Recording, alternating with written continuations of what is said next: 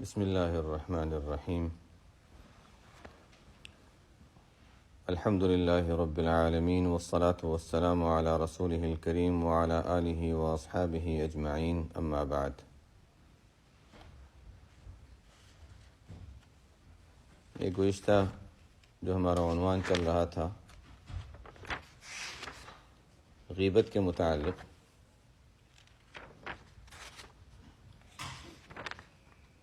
اخیری عنوان تھا غیبت کی معافی کا طریقہ اور اس کی تلافی کس طرح کرنی ہے اس کا تذکرہ تھا۔ آج کا عنوان ہے غیبت مباح کی صورت۔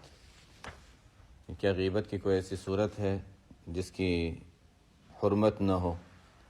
اس لیے کہ ہم اس کا تذکرہ پڑھتے ہیں، محدثین کے کلام میں بھی آتا ہے، کوئی محدث کسی کے بارے میں کہتا ہے کہ فلانا شخص غیر معتبر ہے، وہ فلانا شخص جھوٹا ہے، تو ظاہر ہے ان کو تو دین کی حفاظت کرنی ہے۔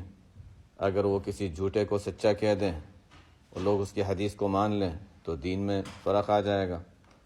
تو اس طرح کی جو صورتیں جائز ہیں، جو ضرورت کے موقع پر جائز ہوتی ہیں، یا مثلا ہم بہت سی کتابیں دیکھتے ہیں، کہیں بھی لکھا ہوتا ہے کہ کسی فلانے کے بارے میں کہ اچھا انہوں نے یہ غلط چیزیں کی ہیں، چاہے اس کا تعلق کسی خاص فرقے سے ہو، کسی خاص جماعت سے ہو، کوئی خاص شخص ہو، تو یہ تمام چیزیں جو ہوتی ہیں ان کا تذکرہ ہے کہ کبھی ایسا ہوتا ہے کہ غیبت سے مقصد کسی کی برائی اس لحاظ سے نہیں ہوتی کہ ذاتی کوئی عداوت، بلکہ مقصد یہ ہوتا ہے کہ اس کی برائی اس لیے کی جائے تاکہ اس کے ذریعے سے کسی کو دینی نقصان نہ پہنچے۔ تو اس عنوان پہ یہ آج تذکرہ ہے۔ پیچھے آ چکا تھا کہ ہم لوگوں کے لیے جو ہم شروع میں عادی نہیں ہوتے برائی سے بچنے کے، تو ہمیں تو ہر طرح کی برائی سے بچنے کی ضرورت ہے۔ جس کی مثال دی تھی کہ کاغذ جب سیدھا ہوتا ہے، اس کو ایک طرف موڑ دیا تو وہ ٹیڑھا ہو جاتا ہے۔ اس ٹیڑھے کو سیدھا کرنے کے لیے صرف سیدھا رکھیں گے تو سیدھا نہیں رہے گا جب تک دوسری طرف نہ موڑ دیں۔ تو ہمارا حال تو اس طرح ہے کہ ہمیں تھوڑا سا دوسری طرف موڑنے کی ضرورت ہے کہ بالکل رک جائیں، اور جب بالکل رک جائیں گے اس کے بعد پھر ذرا اپنے حدود کا اندازہ ہوگا کہ اچھا ہاں کہاں پر اجازت ہے کسی کے بارے میں کچھ تذکرہ کرنے یا تبصرہ کرنے کی۔ غیبت مباح کی صورت۔ آگے حضرت والا نے فرمایا، سب حضرات کے ذہن میں ہوگا کہ حضرت تھانوی رحمۃ اللہ علیہ کے کلام کو ارشاد ہوتا ہے اور آگے اس کی تشریح حضرت مفتی تقی عثمانی صاحب فرماتے ہیں، تو اس طریقے سے یہ چل رہا ہے سلسلہ۔ آگے حضرت والا نے فرمایا اگر دینی ضرورت ہو تو پھر غیبت بھی مباح ہے، جیسے محدثین نے روات حدیث پر جرح کی ہے۔ اگر دینی ضرورت نہیں بلکہ محض نفسانیت ہی نفسانیت ہے تو اس صورت میں امر محقق کا بیان کرنا بھی غیبت محرمہ ہے۔ تو اس صورت میں امر محقق کا بیان کرنا بھی غیبت محرمہ ہے، اور بلا تحقیق کوئی بات کہی جائے تو بہتان ہے۔ کذب کا مدار تحقیق کذب پر نہیں بلکہ عدم تحقیق صدق پر ہے۔ یہ تو ہے تھانوی کا کلام تھا، آگے تشریح ہے۔ یعنی دینی ضرورت سے کسی کا عیب یا برائی بیان کرنا جائز ہے۔ چنانچہ تمام محدثین حضرات کا تو کام ہی لوگوں کے حالات کی تحقیق کرنا تھی کہ فلاں راوی کیسا ہے، فلاں راوی کیسا ہے۔ چنانچہ جب کوئی شخص ان سے راوی کے بارے میں سوال کرتا تو وہ بتا دیتے کہ یہ راوی ضعیف ہے، یہ راوی جھوٹا ہے، یہ راوی کذاب ہے، یہ راوی شتام ہے۔ لیکن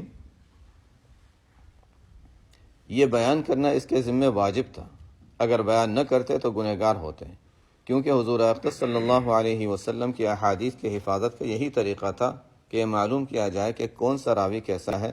لہذا یہ غیبت چونکہ دینی ضرورت کے لیے تھی اس لیے جائز تھی۔ حضرت علی ابن مدینی رحمۃ اللہ علیہ بڑے اونچے درجے کے محدثین میں شمار ہوتے ہیں اور جرح و تعدیل کے امام ہیں۔ البتہ ان کے والد حدیث کے معاملے میں پوری طرح قابل اعتماد نہیں تھے۔ کسی نے ان سے پوچھا اپنے والد کے بارے میں آپ کا کیا خیال ہے، وہ حدیث میں قوی ہیں یا ضعیف ہیں؟ پہلے تو فرمایا کہ میرے والد کے بارے میں یہ بات دوسرے محدثین سے پوچھ لو۔ سوال کرنے والے نے کہا کہ ان کے بارے میں مجھے آپ کی رائے معلوم کرنی ہے۔ جب سوال کرنے والے نے اصرار کیا تو آپ نے سر جھکایا اور پھر فرمایا انہ ضعیف هو الدین انہ ضعیف، یہ دین کی بات ہے، اس لیے بتا رہا ہوں کہ میرے والد حدیث کے معاملے میں ضعیف ہیں، چونکہ دین کی بات ہے اور دین کی بات کو چھپانا نہیں چاہیے، چاہے وہ باپ کے خلاف ہو یا بیٹے کے خلاف ہو، وہ دین کی ضرورت کے تحت کہی گئی ہے۔ امام ابو داؤد رحمۃ اللہ علیہ جو سنن ابی داؤد کے مصنف ہیں، اتنے بڑے جلیل القدر محدث، اتنے بڑے امام ہیں، ان کا بیٹا ابن ابی داؤد حدیث کے بارے میں ضعیف تھا۔ امام ابو داؤد رحمۃ اللہ علیہ سے کسی نے پوچھا اپنے بیٹے کے بارے میں آپ کا کیا خیال ہے؟ انہوں نے جواب میں فرمایا لا تحل عنہ الروایہ، اس سے روایت کرنا حلال نہیں۔ دیکھیے حضرات محدثین نے غیبت کا اظہار کرنے میں نہ باپ کی پرواہ کی، نہ بیٹے کی پرواہ کی، نہ عزیز و اقرب کی پرواہ کی، اس لیے کہ نبی کریم صلی اللہ علیہ وسلم کی احادیث کا معاملہ تھا اور راوی کی خامی کا اظہار کرنا دینی ضرورت تھی۔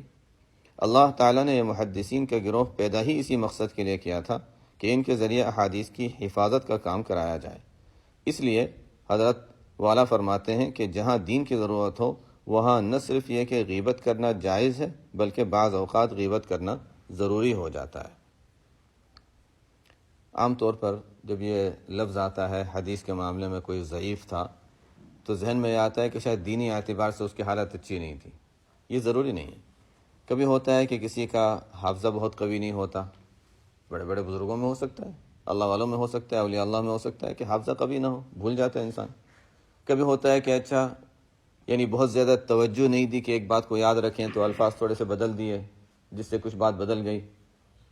تو مختلف وجوہات ہوتی ہیں جس کی وجہ سے کسی راوی کو ضعیف قرار دیا جاتا ہے۔ تو ہم جب کسی کے بارے میں پڑھ لیں کہ فلانا راوی ضعیف تھا تو اس کا مطلب یہ ضروری نہیں کہ دینی اعتبار سے اس میں کوئی نقص یا کوئی خرابی تھی، کوئی کمزوری تھی، کوئی فسق تھا، گنہگار تھے، ایسا معاملہ نہیں ہے، بلکہ مطلب یہ کہ حدیث کے اعتبار سے ان کی بات اتنی قوی نہیں ہے۔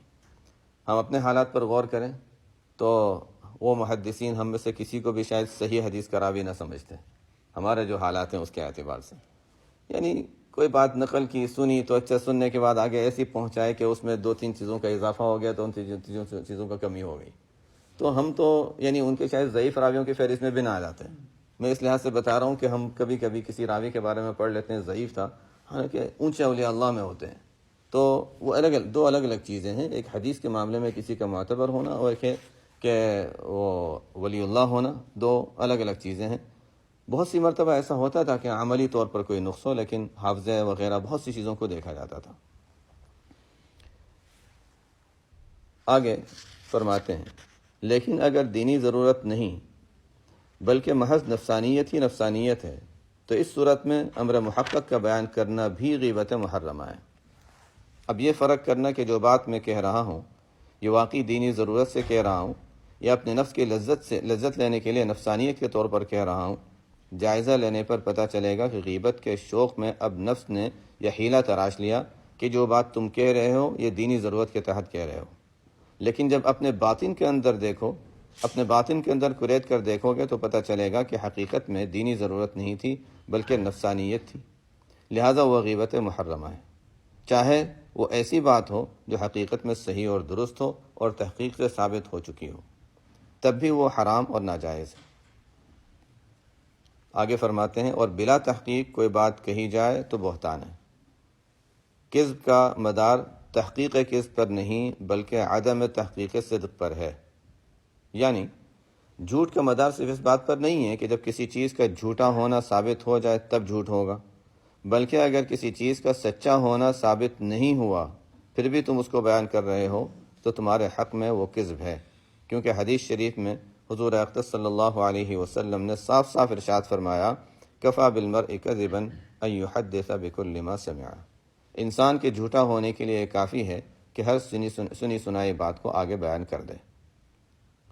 لہذا جب ہم دوسرے کی غیبت کرتے ہیں تو شیطان آ کر یہ سبق پڑھاتا ہے کہ تم جو برائی بیان کر رہے ہو یہ کوئی گناہ کا کام نہیں ہے کیونکہ یہ دینی ضرورت ہے، حالانکہ حقیقت میں وہاں کوئی دینی ضرورت نہیں ہوتی بلکہ اپنی نفسانیت ہوتی ہے۔ دونوں میں فرق کرنا بڑا مشکل ہوتا ہے۔ ایک محقق اور شیخ ہی اس کا فرق بتاتا ہے کہ یہ جو کام کیا ہے یہ دینی ضرورت ہے، دینی ضرورت سے کیا ہے یا نفسانیت کی وجہ سے کیا ہے۔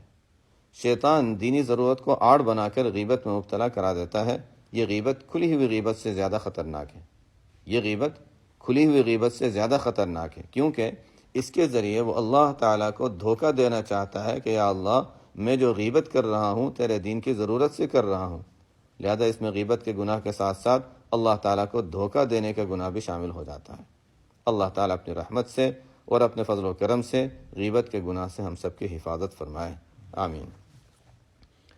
حضرت والا نے فرمایا غیبت میں نہ معلوم لوگوں کو کیا مزہ آتا ہے، تھوڑی دیر کے لیے اپنا جی خوش کر لیتے ہیں، پھر اگر اس کو خبر ہو گئی اور اس سے دشمنی بڑھ گئی تو عمر بھر اس کا خمیازہ بھگتنا پڑتا ہے، اور اگر ذرا دل میں حس ہو تو غیبت کرنے کے ساتھ ہی قلب میں ایک ظلمت پیدا ہوتی ہے جس سے سخت تکلیف ہوتی ہے، جیسے کسی نے گلا گھونٹ دیا ہو۔ تشریح: چونکہ ہم لوگوں کے مزاج خراب ہو گئے ہیں، حس جاتی رہی ہے، اس لیے ہم گناہ کرتے رہتے ہیں، لیکن ہمیں گناہوں کی ظلمت کا احساس نہیں ہوتا۔ جن لوگوں کے قلوب کو اللہ تعالیٰ مجلہ مصفہ فرما دیتے ہیں ان کے قلب پر معمولی سے گناہ کی بھی ایسی ظلمت ہوتی ہے جیسے کسی نے ان پر پہاڑ رکھ دیا ہو۔ مولانا رومی رحمۃ اللہ علیہ کے شعر ہے، اس کا ترجمہ ہے: اگر دل کے باغ سے ایک تنکا بھی کم ہو جائے تو سالک کے دل پر ہزاروں غم ٹوٹ پڑتے ہیں۔ حضرت مولانا رشید احمد گنگوہی رحمۃ اللہ علیہ کے بارے میں شیخ الحدیث مولانا محمد زکریا صاحب رحمۃ اللہ علیہ کی کسی کتاب میں پڑھا تھا کہ ایک مرتبہ آپ بہت غمگین بیٹھے ہوئے تھے، ایسا محسوس ہو رہا تھا جیسے غم کا پہاڑ ٹوٹ گیا ہو۔ ایک شاگرد نے حضرت سے جا کر پوچھا: حضرت آپ کے چہرے پر غم کے آثار نظر آ رہے ہیں، خیریت تو ہے؟ آپ نے فرمایا: ہاں کچھ غم ہے۔ انہوں نے اصرار کیا کہ حضرت کیا غم ہے؟ اس وقت دارالعلوم دیوبند میں دستار بندی کا جلسہ ہو رہا تھا۔ فرمایا: جلسے میں کچھ ایسی مصروفیت ہو گئی کہ آج جب ہم مسجد میں نماز پڑھنے گئے تو ہماری تکبیر اولیٰ چھوٹ گئی، امام سے نہیں سن سکے۔ پھر فرمایا: 35 سال میں یہ پہلا واقعہ ہے کہ نماز میں تکبیر اولیٰ چھوٹ گئی۔ 35 سال میں یہ پہلا واقعہ ہے کہ نماز میں تکبیر اولیٰ چھوٹ گئی۔ اب آپ اندازہ لگائیں، کیونکہ صرف تکبیر اولیٰ چھوٹ جانے کا مطلب یہ ہے کہ قراءت سنی، رکوع میں شریک ہوئے، رکعت مل گئی، صحیح قول کے مطابق تکبیر اولیٰ میں بھی شرکت ہو گئی، لیکن اس کے باوجود تکبیر اولیٰ کے چھوٹنے پر اتنے غمگین تھے۔ یعنی مقصد یہ ہے کہ تکبیر اولیٰ کے بھی مختلف معنی ہیں کہ انسان امام کی تکبیر اللہ اکبر سن لے اور امام کے ساتھ اللہ اکبر کہہ دے، یہ تو اعلیٰ درجے کی تکبیر اولیٰ ہے کہ بالکل شروع سے اللہ اکبر کے ساتھ شامل ہو جائے۔ لیکن اگر امام کی تکبیر کہنے کے بعد سورہ فاتحہ شروع کرنے سے پہلے بھی تکبیر کہہ لے تو اس کو بھی تکبیر اولیٰ میں شامل ہونا کہہ دیتے ہیں۔ بلکہ بعضوں کے نزدیک رکوع سے پہلے رکوع کی تکبیر سے پہلے اگر امام کے ساتھ شامل ہو جائیں تو اس کو بھی تکبیر اولیٰ میں شامل ہونا کہہ دیتے ہیں، اس لیے کہ رکعت نہیں گئی اور امام کے قیام میں امام کے ساتھ مل گیا، چاہے رکوع سے پہلے تھا، تو اس کو بھی تکبیر اولیٰ کہتے ہیں۔ حضرت گنگوئی رحمۃ اللہ علیہ کو بس اتنی دیر ہوئی تھی کہ امام نے تکبیر کہہ دی، اس کے بعد وہ پہنچے اور اللہ اکبر کہا، سورہ فاتحہ شروع کرنے سے پہلے امام کے ساتھ مل گئے تھے، تو اس پر اتنا غم تھا کہ 35 سال کے بعد یہ تکبیر اولیٰ چھوٹی ہے۔ دوسری طرف ہمارا یہ حال ہے کہ ہماری جماعتیں نکل جاتی ہیں اور اکثر نمازی حضرات مسبوق ہو کر اپنی نمازیں پوری کرتے ہیں، لیکن اس کا احساس نہیں۔ وجہ اس کی یہ ہے کہ ہمارے اندر بے حسی ہے، العیاذ باللہ۔ اللہ تعالیٰ اپنی رحمت فرما کر اسے دور فرما دے، آمین۔ حضرت مولانا محمد یعقوب صاحب نانوتوی رحمۃ اللہ علیہ فرماتے ہیں کہ ایک مرتبہ ایک مشکوک لقمہ پیٹ میں چلا گیا۔ اس لقمے کے حلال اور حرام ہونے میں شک تھا۔ فرمایا کہ 1 مہینے تک اس لقمے کی ظلمت اپنے دل کے اندر محسوس کرتا رہا۔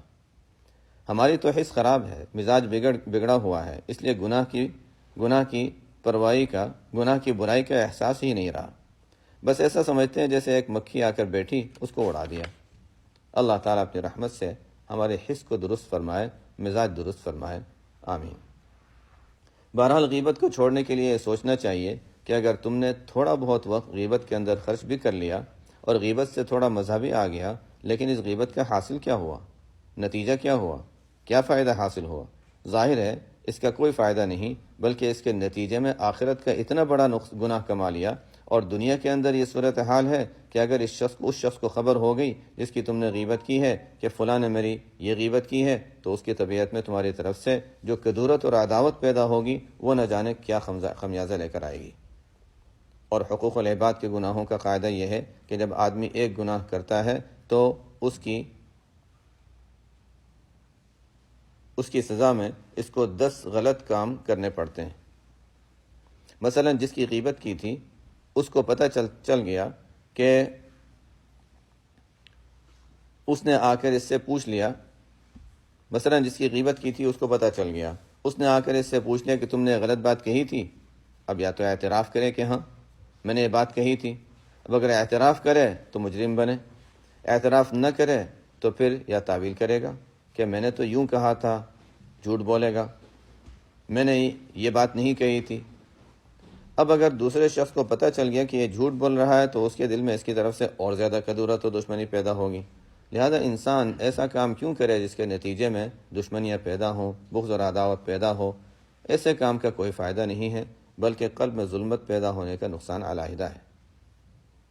حضرت والا نے فرمایا غیبت کا علاج بھی تواضع ہی ہے، غیبت کا علاج بھی تواضع ہی ہے، مگر تواضع ایک دن میں پیدا نہیں ہوتی، اس لیے جب تک تواضع حاصل نہ ہو غیبت سے بچنے کے لیے فوری علاج یہ کرو کہ بدون سوچے کوئی بات نہ کیا کرو، جو بات کرو سوچ کر کرو، اس سے غیبت کم ہو جائے گی اور کچھ دنوں کے بعد بالکل نہ ہوگی۔ اور اگر کسی وقت بے سوچے کوئی بات نکل جائے تو اسی وقت 2 رکعت نفل صلاۃ التوبہ کی نیت سے پڑھ لیا کرو۔ تشریح: اس ملفوظ میں پہلی بات یہ ارشاد فرمائے کہ غیبت انسان سے سرزد ہی نہ ہو، اس کا اصل علاج یہ ہے کہ دل میں تواضع پیدا کر لو۔ ہمیشہ یاد رکھو غیبت تواضع کے فقدان کی وجہ سے اور نہ ہونے کی وجہ سے ہوتی ہے۔ جب آدمی اپنے آپ کو بڑا سمجھتا ہے اور تکبر میں مبتلا ہوتا ہے تب دوسرے کی غیبت کرتا ہے۔ جس شخص کو اپنے عیوب کا دھیان ہو، اس کی اصلاح کی فکر ہو، اس کو دوسروں کے عیوب بیان کرنے کی کہاں فرصت؟ وہ تو اپنے درد میں مبتلا ہے کہ میرے اندر یہ عیب ہے، میرے اندر یہ خرابی ہے، کس طرح ان کو دور کروں؟ بس اسی ادھیڑ بن میں مبتلا رہتا ہے، وہ دوسروں کے عیوب کو کہاں دیکھتا پھرے گا؟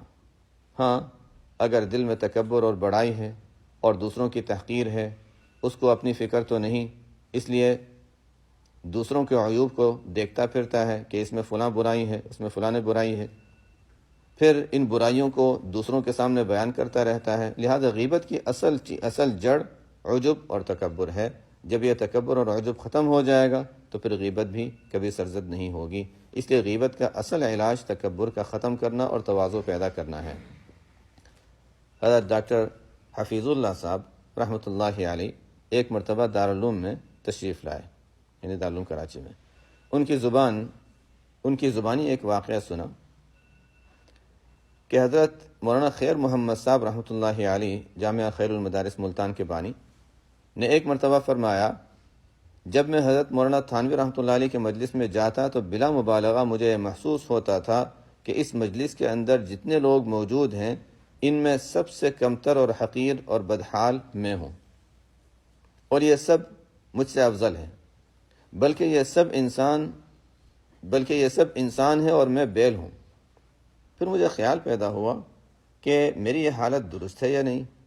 چنانچہ حضرت مفتی محمد حسن صاحب رحمۃ اللہ علیہ جو جامعہ اشرفیہ لاہور کے بانی ہیں، ان کی خدمت میں حاضر ہوا اور جا کر عرض کیا کہ میرا یہ معاملہ ہے کہ جب میں حضرت والا کی مجلس میں آتا ہوں مجھے یہ محسوس ہوتا ہے کہ اس مجلس میں سب سے کمتر اور حقیر میں ہوں، مجھ سے زیادہ حقیر اور کمتر کوئی اور نہیں۔ حضرت مفتی صاحب رحمۃ اللہ علیہ فرمانے لگے، یہ حالت تو میری بھی ہے کہ جب میں مجلس میں جاتا ہوں تو ایسا لگتا ہے کہ سب حاضرین سے زیادہ کمتر اور بدحال میں ہی ہوں۔ تو حضرت مولانا خیر محمد صاحب رحمۃ اللہ علیہ نے فرمایا، تم بھی میرے ساتھ اس حال میں شریک ہو گئے، چلے حضرت والا سے اپنی یہ حالت بیان کرتے ہیں۔ چنانچہ یہ دونوں حضرات حضرت تھانوی رحمۃ اللہ علیہ کی خدمت میں پہنچے اور عرض کیا کہ جب ہم مجلس میں بیٹھتے ہیں تو ہمیں خیال ہوتا ہے کہ اس مجلس کے اندر جتنے حاضرین ہیں وہ سب ہم سے افضل ہیں، اور ہم سب سے کمتر اور ذلیل اور حقیر ہیں۔ حضرت والا نے فرمایا کچھ فکر نہ کرو، ارے بھائی میرا بھی یہی حال ہے۔ جب میں مجلس میں بیٹھتا ہوں تو ایسا لگتا ہے کہ میں ان سب کے مقابلے میں کمتر ہوں، سب مجھ سے افضل ہیں۔ تواضع یہ نہیں ہے کہ آدمی صرف اپنی زبان سے یہ کہہ دے کہ احقر ناکارہ ہے، ناچیز ہے، بلکہ تواضع یہ ہے کہ واقعتاً اپنے عیوب پر اتنی نگاہ ہو کہ اپنے عیوب کے مقابلے میں دوسروں کے عیوب نظر ہی نہ آئیں۔ جس دن یہ تواضع پیدا ہو گئی تو پھر انشاءاللہ غیبت پاس بھی نہیں پھٹکے گی، اس لیے کہ جب انسان اپنے کو دوسروں سے کمتر سمجھ رہا ہو، اس کو اپنے عیوب کا استحضار ہے، تو دوسروں کے عیوب کو کیسے دیکھے گا؟ لہٰذا اگر غیبت کا جڑ سے بالکل خاتمہ کرنا ہے تو اپنے اندر تواضع پیدا کرو۔ اب تواضع کیسے پیدا ہو؟ تواضع پیدا کرنے کا طریقہ یہ ہے کہ اپنے عیوب کا استحضار کرو۔ یہ جو ہر وقت اپنی بڑائی کا خیال دل میں جمع رہتا ہے کہ ہم چوما دیگر نیست، ہم جیسا کوئی دوسرا نہیں، اور یہ جو ہمیں کبھی اپنے علم پر گھمنڈ، کبھی اپنے تقوی پر گھمنڈ، کبھی اپنے مال و دولت پر گھمنڈ، کبھی اپنی صحت پر گھمنڈ، کبھی اپنے شکل و صورت پر گھمنڈ رہتا ہے، یہ گھمنڈ ہی انسان کو تباہ کر دیتا ہے۔ ایک بزرگ سے ایک نوجوان نے کہا جانتے نہیں میں کون ہوں؟ ان بزرگ نے فرمایا ہاں میں جانتا ہوں کہ تم کون ہو، کہو تو بتا دوں۔ چنانچہ ان بزرگ نے فرمایا اولک نطفۃ قذرہ وآخرک جیفۃ قذرہ وانت فیما بین ذلک تحمل العذرہ۔ تیرا آغاز تو یہ ہے کہ ایک گندے نطفے سے پیدا ہوا ہے، تیرا انجام یہ ہے کہ بدبودار مردار ہو جائے گا، حتیٰ کہ تیرے گھر والے بھی تجھے رکھنے کے لیے تیار نہیں ہوں گے، اور ولادت سے وفات تک جو درمیان کا عرصہ ہے اس میں تو گندگی کے ٹوکرے اٹھائے پھر رہا ہے۔ جو کھال جسم پر ہے اس کھال کو اللہ تعالیٰ نے ساتر العیوب بنا رکھا ہے۔ اگر یہ کھال ذرا سی چھل جائے تو اندر نجاست ہی نجاست بھری ہوئی ہے، کہیں خون ہے، کہیں پیپ ہے، کہیں پیشاب ہے، کہیں پاخانہ ہے، یہ سب نجاستیں اٹھائے پھر رہا ہے۔ یہ حقیقت ہے ہماری، مگر خود کو بڑا سمجھ رہا ہے، اور تکبر کے یہ خیالات پھر انسان کو غیبت پر آمادہ کرتے ہیں۔ لہذا غیبت کا اصل علاج یہ ہے کہ اپنے اندر تواضع پیدا کرے۔ جب تواضع پیدا ہو جائے گی تو پھر انشاءاللہ کسی کی غیبت نہیں ہوگی۔ البتہ جہاں دینی ضرورت ہو وہاں غیبت جائز ہے۔ مثلا کسی کو نقصان سے بچانا، آپ اس کو بتا دیں کہ فلاں شخص سے ہوشیار رہنا، یہ معاملات کا صاف نہیں تو یہ غیبت میں داخل ہی نہیں۔ تجربہ یہ ہے کہ رگڑے کھائے بغیر تواضع پیدا نہیں ہوتی۔ تجربہ یہ ہے کہ رگڑے کھائے بغیر تواضع پیدا نہیں ہوتی۔ دراصل بات یہ ہے کہ انسان کے دماغ میں خناس ہوتا ہے، اور وہ خناس یہ ہے کہ انسان اپنی رائے کو بالا سمجھتا ہے، اونچا سمجھتا ہے، اپنی سوچ کو بالکل صحیح سمجھتا ہے کہ جو میں سوچ رہا ہوں یہ صحیح ہے اور دوسرا جو سوچ رہا ہے وہ غلط ہے۔ جب انسان اپنی اس سوچ اور فکر کو کہیں جا کر اس طرح فنا نہیں کرے گا کہ جو میں سوچتا ہوں وہ غلط ہے اور جو آپ کہتے ہیں وہ صحیح ہے، چاہے مجھے آپ کی سوچ کتنی ہی غلط اور بری معلوم ہو رہی ہو اور دلیل کے خلاف معلوم ہو رہی ہو، بداہت کے خلاف معلوم ہو رہی ہو، لیکن میں آپ ہی کی بات کو مانوں گا۔ جب تک اس طرح اپنی سوچ و فکر کو نہیں مٹائے گا اس وقت تک تواضع پیدا نہیں ہوگی اور تکبر ختم نہیں ہوگا۔ اللہ تعالیٰ شیخ الحدیث حضرت مولانا محمد زکریا صاحب رحمۃ اللہ علیہ کے درجات بلند فرمائے، آمین۔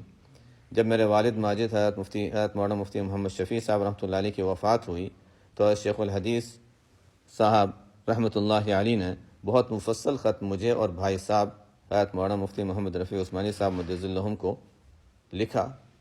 اس خط میں بہت ساری نصیحتیں فرمائیں، لیکن ایک نصیحت یہ فرمائی، میں نے اپنے بزرگوں سے سنا ہے کہ یہ صاحبزادگی کا سور بہت دیر سے نکلتا ہے۔ میں نے اپنے بزرگوں سے سنا ہے کہ یہ صاحبزادگی کا سور بہت دیر سے نکلتا ہے، یعنی کسی بڑے آدمی کے بیٹے ہونے کی وجہ سے دماغ میں ایک خناس پیدا ہو جاتا ہے، اس کو سور کہتے ہیں، اس کو سور سے تعبیر کیا۔ اس خناس کا مطلب تکبر ہے، اور یہ سور بہت دیر میں نکلتا ہے، یعنی دوسرے امراض کا علاج تو جلدی ہو جاتا ہے لیکن اس کا علاج بہت دیر سے ہوتا ہے۔ بہرحال اس خط کے ذریعے اس طرف ہمیں متوجہ فرمایا کہ اس کی فکر کرنی چاہیے کہ کسی طرح یہ مرض نکل جائے، اور پھر فرمایا جب کوئی شخص اپنے آپ کو کسی کے سامنے فنا کر دے اور رگڑے کھائے، جب یہ نکلے جب تک یہ نہ نکلے اس وقت تک یہ راستہ نہیں کھلتا۔ جب کوئی شخص اپنے آپ کو کسی کے سامنے فنا کر دے اور رگڑے کھائے جب یہ نکلے، جب تک یہ نہ نکلے اس وقت تک راستہ نہیں کھلتا۔ اسی طرح علم کا سور ہے کہ ہم عالم ہیں، یہ عالم ہونے کا جو گھمنڈ ہے یہ بڑا خطرناک ہے، اور یہ بھی دیر سے نکلتا ہے۔ جب تک اپنے آپ کو دوسرے کے سامنے فنا نہ کر دے اس وقت تک یہ نہیں نکلتا، اور اگر یہ دونوں جمع ہو جائیں کہ علم بھی ہو اور صاحبزادگی بھی ہو، پھر تو سور در سور جمع ہو گئے۔ اس کا علاج آسان نہیں ہے، اس کا علاج صرف یہی ہے کہ کہیں رگڑے کھائے، اپنے آپ کو پامال کرے۔ پامال کے معنی یہ ہے کہ تمہیں پاؤں سے روندا جائے۔ اصل ترجمہ پامال کا ہے پاؤں سے روندا جائے۔ پاؤں سے روندے جانے کا مطلب یہ ہے کہ چاہے تمہارے دل و دماغ میں بات نہیں آ رہی ہے، عقل اور بداہت کے خلاف وہ بات معلوم ہو رہی ہے، لیکن پھر بھی بڑے کی بات کے سامنے تم اپنے آپ کو اس طرح جھکا دو جیسے پاؤں میں روندا جا رہا ہے۔ جب تک اس پر عمل نہیں ہوگا اس وقت تک یہ سور دماغ سے نہیں نکلے گا۔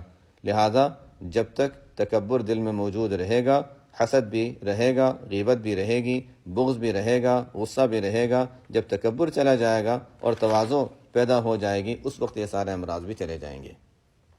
لیکن یہ تواضع اور انکساری ایک دو دن میں پیدا نہیں ہوگی، اس کے لیے محنت اور مشقت کی ضرورت ہے، اور کسی شیخ کامل کی صحبت کی ضرورت ہے، تب جا کر تواضع پیدا ہوتی ہے۔ اس لیے حضرت والا فرماتے ہیں کہ جب تک یہ بات حاصل نہ ہو، یعنی تواضع نہ ہو، اس وقت تک یہ کرے کہ بے سوچے بات نہ کرے، بے سوچے بات نہ کرے، اور اگر کبھی غیبت ہو جائے تو اپنے اوپر جرمانہ مقرر کرے۔ ایک جرمانے کا بیان پیچھے گزر چکا ہے کہ ایک وقت کا فاقہ کرے۔ یہاں ایک دوسرا جرمانہ بیان فرمایا کہ 2 رکعت صلاۃ توبہ پڑھ لیا کرو۔ اس طرح کرنے سے رفتہ رفتہ انشاءاللہ یہ بیماری دور ہو جائے گی۔ دیکھیے، دنیا میں کوئی کام محنت کے بغیر نہیں ہوتا، تھوڑی بہت محنت ضرور کرنی پڑتی ہے۔ محض آرزو کر لینے سے اور خواہش کر لینے سے کام نہیں چلتا۔ آرزوؤں سے پھرا کرتی ہیں تقدیریں کہیں، یعنی صرف آرزو کر لینے سے تقدیر نہیں بدلا کرتی بلکہ اس کے لیے محنت کرنی پڑتی ہے۔ جیسے ایک دیہاتی کا قصہ حیات والا نے لکھا ہے کہ ایک دیہاتی بیٹھا ہوا اپنی دیہاتی زبان میں کہہ رہا تھا کہ یوں جی کرے کہ ڈھیر سارا دودھ ہو اور ڈھیر سارا گڑ ہو، اور میں ڈھیر سارے دودھ میں ڈھیر سارے گڑ کو ڈال کر انگڑ یعنی انگلی سے اس کو چلاؤں اور پھر خود خوب پیوں، یوں جی کرے۔ کسی نے اس دیہاتی سے کہا کہ تیرا یوں جی کرے تو تیرے پاس کچھ ہے بھی؟ اس نے کہا میرے پاس انگلی تو ہے، یعنی نہ دودھ ہے نہ گڑ ہے، بس انگلی تو میرے پاس ہے۔ اب وہ اس انگلی کے بل پوتے پر آرزو کر رہا تھا۔ حضرت والا نے فرمایا کہ جیسے وہ بیوقوف بیچارہ انگلی کی بنیاد پر یہ آرزو باندھ رہا تھا، حالانکہ صرف آرزو باندھنے سے کچھ نہیں ہوتا، ایسے ہی ہم بھی اصلاح کی محض آرزویں باندھا کرتے ہیں۔ ارے یہ دیکھو تمہارے پاس کچھ عمل ہے یا نہیں؟ اگر نہیں ہے تو اس کے حصول کے لیے کوشش اور محنت کرو، تب جا کر وہ حاصل ہوگا۔ لہذا کوئی کام محض آرزو کر لینے سے نہیں ہوتا۔ کاش میں ایسا ہو جاؤں، کاش میں نیک ہو جاؤں، کاش میں متقی بن جاؤں، کاش میں غیبت چھوڑ دوں، محض تمنائیں کرنے سے اور آرزویں کرنے سے بات نہیں بنتی۔ حدیث شریف میں حضور اقدس صلی اللہ علیہ وسلم نے ارشاد فرمایا العاجز من اتبع نفسہ ہواہا وتمنى علی اللہ۔ عاجز وہ شخص ہے جس نے اپنے آپ کو خواہشات نفسانی کے پیچھے چھوڑ رکھا ہو۔ خواہشات جس طرف لے جا رہی ہیں، جس طرح لے جا رہی ہیں وہ جا رہا ہے، کوئی روک اور لگام نہیں، لیکن اللہ تعالیٰ پر تمنائیں باندھ رہا ہے کہ اللہ تعالیٰ بڑا غفور الرحیم ہے، معاف کر دے گا۔ ایسا بندہ عاجز ہے، ایسا بندہ عاجز ہے۔ لہٰذا محض تمنا اور آرزو کرنے سے کچھ حاصل نہیں ہوتا، بلکہ تمنا کے ساتھ ساتھ قدم آگے بڑھائے، تھوڑی سی محنت کرے، عمل کرے، اور پھر اللہ تعالیٰ سے کہے کہ یا اللہ میرے بس میں جتنا تھا اتنا میں نے کر لیا، اب اس کی تکمیل کرنا آپ کے قبضہ قدرت میں ہے، آپ اس کی تکمیل فرما دیجئے۔ کیا اللہ تعالیٰ ہمیں مشقت میں ڈالنا چاہتے ہیں؟ نہیں، اللہ تعالیٰ تو یہ چاہتے ہیں کہ میرا یہ بندہ ذرا سا میری طرف چلے، جب وہ چلے گا تو ہم خود اس کی رہنمائی کریں گے، جیسا قرآن کریم میں فرمایا والذین جاہدوا فینا لنہدینہم سبلنا۔ جو لوگ ہمارے راستے میں کوشش کریں گے ہم ان کا ہاتھ پکڑ کر اپنے راستے پر لے جائیں گے۔ ذرا سی توجہ کی ضرورت ہے۔ حضرت والا اس کی ایک مثال دیتے ہیں کہ جیسے ایک بچہ چلنا سیکھتا ہے اور باپ یہ چاہتا ہے کہ میرا بیٹا چلنا سیکھ لے، تو اب باپ ذرا دور کھڑے ہو کر بچے کو بلاتا ہے کہ بیٹا میرے پاس آؤ۔ جب وہ بیٹا ذرا سا قدم بڑھاتا ہے اور گرنے لگتا ہے تو باپ جلدی سے اس کو گود میں اٹھا لیتا ہے۔ اسی طرح جب کوئی بندہ اللہ تعالیٰ کی طرف چلے گا اور قدم بڑھائے گا اور پھر وہ گرنے لگے گا تو اللہ تعالیٰ اس کو گرنے نہیں دیں گے، بلکہ آگے بڑھ کر اس کو تھام لیں گے۔ جب ایک باپ اور ماں اپنی اولاد کے ساتھ یہ معاملہ کرتے ہیں تو اللہ تعالیٰ جو رحمان الرحیم ہے، جو ماں اور باپ کا خالق، جس نے ماں اور باپ کے دل میں شفقت اور محبت ڈالی، کیا وہ اپنے بندوں کو بے یار و مددگار چھوڑ دے گا؟ بس اللہ تعالیٰ دیکھنا چاہتے ہیں کہ میرا بندہ میرے راستے پر چلا ہے، اس نے تھوڑی سی محنت کی ہے، پھر اللہ تعالیٰ خود ہی منزل تک پہنچا دیتے ہیں۔ پھر حضرت والا نے آگے ایک عجیب عملی علاج بیان فرمایا۔ یہ علاج کرو، یہ علاج کڑوا تو ہے، لیکن اللہ تعالیٰ اس علاج کی توفیق دے دے تو چند دن میں غیبت چھوٹ جائے گی۔ فرمایا غیبت کا ایک عجیب و غریب عملی علاج یہ ہے، غیبت کا ایک عجیب و غریب عملی علاج یہ ہے کہ جس کی غیبت کرے اس کو اپنی اس حرکت کی اطلاع کر دیا کرے۔ تھوڑے دن اس پر مداومت سے انشاءاللہ یہ مرض بالکل رفع ہو جائے گا۔ جب کسی شخص کی غیبت ہو جائے، جا کر اس کو بتا دو کہ آج میں نے تمہاری یہ غیبت کی ہے۔ جس وقت جا کر یہ بتائے گا اس وقت دل پر آرے چل جائیں گے، لیکن یہ آرا ہی اس بیماری کا آپریشن کرے گا۔ اگر چند مرتبہ یہ عمل کر لیا تو انشاءاللہ یہ بیماری جڑ سے نکل جائے گی۔ اور دوسری بات یہ ہے کہ جب آدمی دوسرے سے جا کر کہے گا کہ میں نے تمہاری غیبت کی تھی، اس دوسرے آدمی کے دل میں بھی نرمی پیدا ہوگی کہ یہ شخص چونکہ ندامت اور پشیمانی کے ساتھ میرے پاس آیا ہے، چلو اس کو معاف کر دو۔ چنانچہ غیبت کے نتیجے میں جو عداوت و دشمنی اور اشتعال پیدا ہوتا ہے، وہ اشتعال پیدا نہیں ہوگا۔ اللہ تعالی ہم سب کو ان باتوں پر عمل کرنے کی توفیق عطا فرمائے، آمین۔ وآخر دعوانا الحمدللہ رب العالمین۔ اگلا عنوان ہے جو اسی کے قریب لیکن دوسرا، بدگمانی اور تجسس اور ان کا علاج۔ الحمدللہ رب العالمین والصلاة والسلام علی رسولہ الکریم وعلی آلہ واصحابہ اجمعین، اما بعد فاعوذ باللہ من الشیطان الرجیم، بسم اللہ الرحمن الرحیم، یا ایہا الذین آمنوا اجتنبوا کثیرا من الظن ان بعض الظن اثم ولا تجسسوا ولا یغتب بعضکم بعضا۔ بدگمانی اور تجسس ایسے گناہ ہیں جن کو ہم نے گناہ سمجھنا ہی چھوڑ دیا، حالانکہ قرآن کریم کے نص صریح ہے کہ دوسرے کے خلاف بدگمانی کرنا بھی حرام ہے۔ تجسس کرنا یعنی دوسرے کی ٹوہ میں لگنا،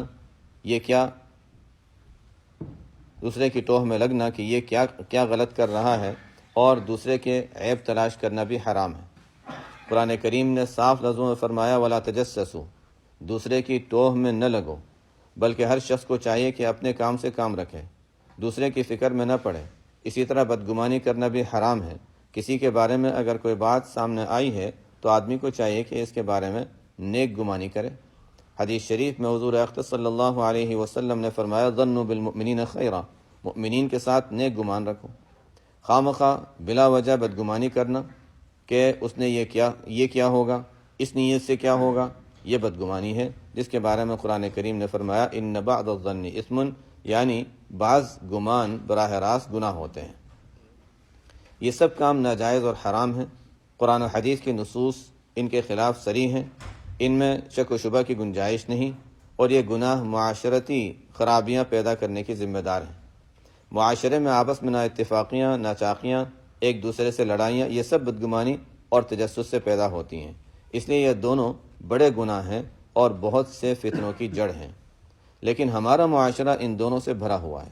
ہر شخص اپنی طرف سے دوسرے کے بارے میں ایک گمان قائم کر لیتا ہے اور پھر اس پر ایسا یقین کر لیتا ہے جیسے اس نے اپنی آنکھوں سے اسے وہ کام کرتے ہوئے دیکھا ہے۔ ذرا سی بات علم میں آ گئی، بس اس پر اپنی طرف سے مفروضوں کا محل تعبیر کر لے گا، اپنی طرف سے مفروضوں کا محل تعمیر کر لے گا، پھر ان مفروضوں کو دوسروں کی طرف منسوب کر دے گا کہ اس نے ایسا کیا ہوگا۔ پھر بعد میں کیا ہوگا بھی نہیں بلکہ کیا ہے ہو جاتا ہے۔ علامہ قرطبی رحمۃ اللہ علیہ نے قرآن کریم کی آیت یا ایھا الذین آمنوا اجتنبوا کثیرا من الظن ان بعض الظن اثم ولا تجسسوا ولا یغتب بعضکم بعضا کی تفسیر کے تحت بیان فرمایا ہے کہ اس آیت میں اللہ تعالیٰ نے عجیب ترتیب قائم فرمائی۔ وہ یہ کہ پہلے تو یہ فرمایا کہ بدگمانی مت کرو، یعنی کسی شخص کے بارے میں کسی بات کا کوئی قرینہ اور شائبہ معلوم ہوا تو آپ اس کی تحقیق کیے بغیر کہ اس کے بارے میں بدگمانی کر بیٹھ گئے، یہ فعل تو حرام ہے۔ اب جو شخص بدگمانی کر رہا ہے وہ یہ کہتا ہے کہ اچھا آپ نے بدگمانی کو تو منع کر دیا کہ بلا تحقیق کے کسی کے بارے میں بدگمانی مت کیا کرو، تو اچھا مجھے تحقیق کرنے کی اجازت دے دو تاکہ میں تحقیق کر لوں کہ آیا اس نے یہ گناہ کیا ہے یا نہیں، یہ عیب اس کے اندر موجود ہے یا نہیں۔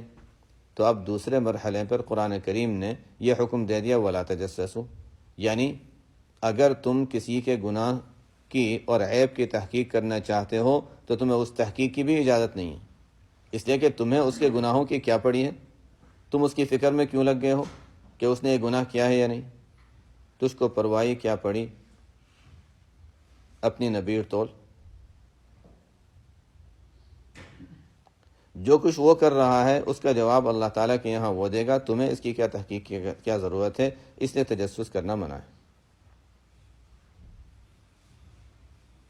حدیث شریف میں حضور اقدس صلی اللہ علیہ وسلم نے اس کے لیے دو لفظ استعمال فرمائے، ولا تجسسوا ولا تحسسوا، نہ تجسس کرو نہ تحسس کرو۔ تجسس کے معنی وہ ہیں جو اوپر بیان کیے گئے، یعنی انسان اس فکر میں پڑے کہ دوسرے کا عیب مجھے معلوم ہو جائے، چاہے اس کے لیے کوئی بھی طریقہ اختیار کرے۔ اور تحسس کے معنی ہیں جس کو اردو میں کسوئے لینا، یعنی کسی کی راز کی بات چپکے سے سننے کی کوشش کرنا، وہ چھپانا چاہتا ہے اور یہ سننے کی کوشش کر رہا ہے۔ اس حدیث میں حضور اقدس صلی اللہ علیہ وسلم نے تجسس اور تحسس دونوں کو حرام قرار دے دیا۔ کیوں حرام قرار دیا؟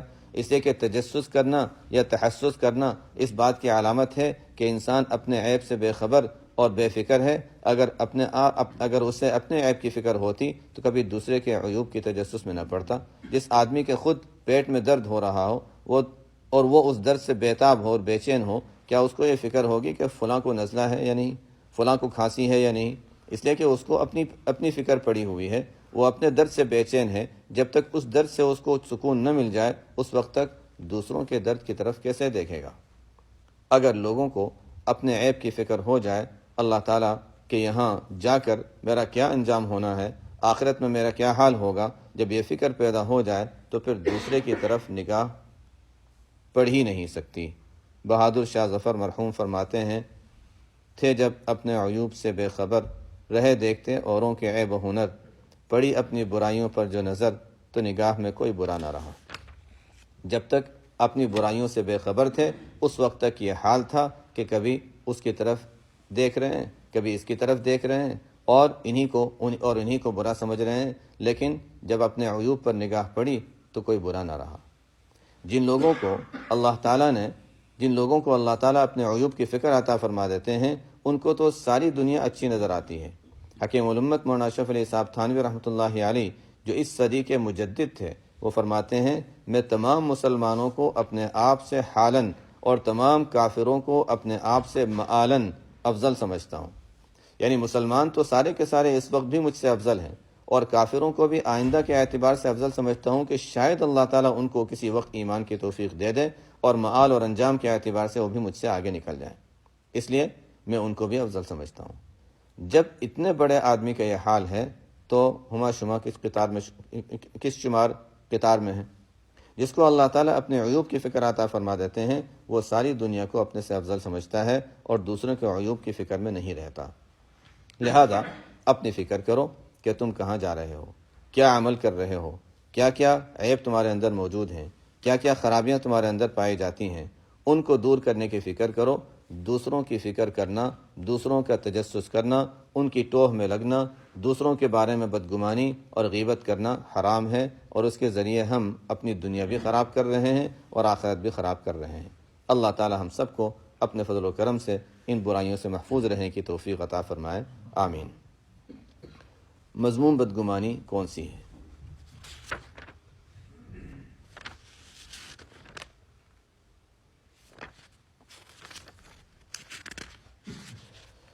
بہرحال اس بدگمانی اور تجسس کے بارے میں حضرت والا کے ملفوظات یہ ہیں۔ فرمایا بدگمانی تکبر سے پیدا ہوتی ہے، بدگمانی تکبر سے پیدا ہوتی ہے۔ مذموم بدگمانی وہ ہے جو خود لائی جائے، مذموم بدگمانی وہ ہے جو خود لائی جائے، باقی جو وسوسہ خود آ جائے وہ مذموم بدگمانی نہیں جب تک اس پر عمل نہ ہو۔ اور عمل کی صورت یہ ہے کہ یا دل سے اس پر اعتقاد جازم کر لے، یعنی یقین کر لے، یا زبان سے کسی کے سامنے اس کا تذکرہ کر دے۔ جب تک وسوسہ پر عمل نہ ہو اس وقت تک اس پر مواخذہ نہ اس پر مواخذہ ہے نہ وہ مضر ہے۔ تشریح: ایک شخص کے طرز عمل سے اس کے بارے میں آپ کو کچھ شبہ ہوا اور دل میں وسوسہ آیا کہ معلوم ہوتا ہے کہ اس نے فلاں کام کیا ہوگا۔ اگر دل میں یہ وسوسہ خود بخود آیا اور خود بخود دل میں شبہ پیدا ہوا تو اس پر کوئی گناہ نہیں، اس پر کوئی گناہ نہیں، کیونکہ اس میں آپ کے اختیار کو کوئی دخل نہیں۔ مثلا رمضان کے دن میں آپ نے ایک شخص کو ہوٹل سے نکلتے دیکھا، آپ کے دل میں خیال آئے گا کہ ایسا معلوم ہوتا ہے کہ اس نے روزہ توڑا ہے۔ اب یہ جو خیال دل میں خود بخود پیدا ہوا ہے یہ کوئی گناہ نہیں ہے، البتہ آدمی کو چاہیے کہ حتی الامکان اس کے اس عمل کو صحیح محمل پر محمول کرے۔ مثلا کہ یہ شخص جو ہوٹل سے نکل رہا ہے شاید یہ اپنے بیمار کے لیے کھانا خریدنے گیا ہوگا یا کسی آدمی سے بات کرنے کے لیے ہوٹل کے اندر گیا ہوگا، یہ احتمالات بھی تو موجود ہیں، لہذا دل میں یہ احتمالات پیدا کرے کہ شاید ایسا ہوا ہوگا، زیادہ تحقیق میں پڑنے کے ہم مکلف نہیں۔ لہذا خود بخود دل میں جو خیال آیا تھا وہ گناہ نہیں، اس پر مواخذہ بھی نہیں۔ لیکن اگر دل میں جو خیال پیدا ہوا تھا اس پر آپ نے پہلے اعتقاد اور یقین کر لیا کہ یہ صاحب ہوٹل میں روزہ توڑنے کے لیے داخل ہوئے تھے اور کھانا کھا کر باہر آئے ہیں، اس کا یقین کر لیا اور دوسرے احتمالات کی طرف دھیان نہیں کیا، اور پھر اس سے آگے بڑھ کر یہ کیا کہ دوسرے کے سامنے بیان کرنا شروع کر دیا کہ میں نے خود اس کو روزے میں کھاتے ہوئے دیکھا ہے، حالانکہ اس نے صرف یہ دیکھا تھا کہ وہ شخص ہوٹل سے نکل رہا تھا، کھاتے ہوئے نہیں دیکھا تھا، لیکن دوسروں کے سامنے اس طرح بیان کر رہے ہیں جیسے خود کھاتے ہوئے دیکھا ہو، اور 100% یقین کے ساتھ دوسروں سے کہہ رہا ہے یہ شخص روزہ خور ہے۔ یہ بدگمانی حرام اور ناجائز ہے۔ اس لیے حضرت والا رحمۃ اللہ علیہ فرما رہے ہیں کہ دل میں خود بخود کسی کے بارے میں کوئی بدگمانی پیدا ہو جانا، کوئی گمان پیدا ہو جانا یہ کچھ گناہ نہیں، لیکن اس گمان پر 100% یقین کر لینا، پھر اس یقینی انداز میں اس کا تذکرہ کرنا یہ گناہ ہے۔ اس لیے حضرت فرماتے ہیں مذموم بدگمانی وہ ہے جو خود لائی جائے، باقی جو وسوسہ خود آئے وہ مذموم بدگمانی نہیں جب تک اس پر عمل نہ ہو۔ اور عمل کی صورت یہ ہے کہ یا دل سے اس پر اعتقاد جازم کر لے، یعنی یقین کر لے، پہلے صرف گمان تھا پھر اس گمان کو یقین سے تبدیل کر دیا، یا زبان سے کسی کے سامنے اس کا تذکرہ کر دے۔ گویا کہ بدگمانی کے 2 درجے ہوئے، ایک درجہ غیر اختیاری ہے، وہ یہ کہ اپنے کسی عمل کے بغیر دل میں کسی کی طرف سے کوئی بدگمانی پیدا ہو جائے، اللہ تعالیٰ کے یہاں اس پر کوئی مواخذہ نہیں۔ دوسرا درجہ اختیاری ہے، وہ یہ کہ جو گمان دل میں پیدا ہوا اس گمان کو لے کر بیٹھ گیا اور اس سے مختلف باتیں نکال رہا ہے اور اس پر یقین کر رہا ہے یا اس کا تذکرہ دوسروں کے سامنے کر رہا ہے، یہ دوسرا درجہ حرام ہے، اس سے بچنا ضروری ہے۔ آگے حضرت والا نے بدگمانی کا علاج بیان فرماتے ہیں جب کسی سے بدگمانی پیدا ہو جس کا منشا کبر ہے تو اپنے عیوب کو پیش نظر کر لیا کرو، یہ اس کا علاج ہے۔ یعنی دوسرے کے بارے میں دل میں برا گمان آیا، دل میں برا خیال آیا، بدگمانی پیدا ہوئی، اگرچہ وہ اختیاری ہونے کی وجہ سے غیر اختیاری ہونے کی وجہ سے کوئی گناہ نہیں، لیکن یہ غیر اختیاری بدگمانی بھی اگر دل میں زیادہ دیر جمی رہے گی تو گناہ کے اندر مبتلا کر دے گی، یا تو دل میں یقین پیدا کرا دے گی یا دوسرے کے سامنے اس کا تذکرہ کرا دے گی، اس لیے اس کے علاج کی بھی فکر کرنی چاہیے۔ اس کی مثال ایسی ہے جیسے ایک چنگاری آ کر گر پڑی اور آپ نے اس کو بجھایا نہیں تو وہ چنگاری کسی بھی وقت شعلہ بن جائے گی۔ اسی طرح غیر اختیاری گمان کا بھی علاج کرنا ضروری ہے، وہ علاج یہ ہے کہ اپنے عیوب کو پیش نظر کر لے کہ میرے اندر تو فلاں عیب ہیں تو دوسرے کو کیا دیکھوں اور اس کے بارے میں کیا گمان کروں، میری حالت خود خراب ہے، میرے اندر فلاں عیب ہے، لہٰذا اپنے عیوب کے استحضار کرنے سے یہ بیماری رفتہ رفتہ ختم ہو جائے گی۔ تجسس اور بدگمانی کی انتہا غیبت۔ آگے حضرت والا فرماتے ہیں بدگمانی، تجسس، غیبت، ان سب کا منشا کبر ہے، بلکہ متکبر کی غرض پوری طرح غیبت ہی سے حاصل ہوتی ہے۔ بدگمانی اور تجسس سب اسی کے مقدمات ہیں۔ اگر کوئی شخص تجسس اور بدگمانی کرے مگر غیبت نہ کرے تو اس کا مقصود حاصل نہ ہوگا، اس لیے کہ وہ بدگمانی اور تجسس کو بھی ترک کر دے گا، بس غیبت سب سے اشد ہے۔ یعنی یہ تینوں بیماریاں، بدگمانی، تجسس اور غیبت، یہ سب ایک اور بیماری سے پیدا ہوتی ہیں، اور وہ ہے اپنے آپ کو بڑا سمجھنا۔ جب آدمی اپنے آپ کو بڑا سمجھتا ہے تبھی وہ دوسرے سے بدگمان ہوتا ہے، تبھی دوسرے کی ٹوہ میں لگتا ہے کہ اس کا کوئی عیب میرے ہاتھ آ جائے، تبھی اس کی غیبت کرتا ہے، اور اصل ان تینوں میں سے غیبت ہے، اصل غیبت ہے۔ متکبر کو اصل مزہ تو غیبت کرنے میں آتا ہے، لیکن غیبت کی تمہید کے طور پر وہ متکبر بدگمانی اور تجسس کو استعمال کرتا ہے کہ جب میں بدگمانی اور تجسس کروں گا اس کے نتیجے میں غیبت کرنے کا موقع ملے گا، لہذا بدگمانی اور تجسس غیبت کے مقدمات ہیں، کیونکہ تجسس کے نتیجے میں کوئی عیب ظاہر ہوگا تو اس کو لوگوں کے سامنے بیان کروں گا، اور بدگمانی کے نتیجے میں کوئی عیب دل میں آئے گا تو اس کو لوگوں کے سامنے بیان کروں گا۔ لہذا آخری نتیجہ تو غیبت ہے، جو متکبر کی اصل غرض ہے۔ ایسا آدمی ملنا مشکل ہے جو بدگمانی کرے، تجسس بھی کرے، لیکن پھر آگے غیبت نہ کرے، کیونکہ وہ بدگمانی اور تجسس اسی لیے کر رہا ہے کہ وہ غیبت کا مزہ لینا چاہتا ہے۔ اصل مقصود تو غیبت ہے۔ یہ بدگمانی اور تجسس تو درمیان کے آلے ہیں اور واسطے ہیں، لہذا ان سب بیماریوں میں سب سے زیادہ اشد اور قابل توجہ بیماری غیبت ہے۔ اگر غیبت چھوٹ گئی تو پھر بدگمانی اور تجسس آسانی سے چھوٹ جائیں گے۔ آگے حضرت والا نے فرمایا، بدگمانی میں گناہ کا درجہ تو وہ ہے جس کا ذہن میں اعتقاد راسخ ہو۔ بدگمانی میں گناہ کا درجہ تو وہ ہے جس کا ذہن میں اعتقاد راسخ ہو، اگر راسخ نہ ہو تو مضر نہیں، مگر علاج اس کا بھی ضروری ہے، وہ یہ کہ اپنے عیوب کو پیش نظر رکھے، پھر اگر علاج کے بعد کچھ اثر رہے تو مذموم نہیں۔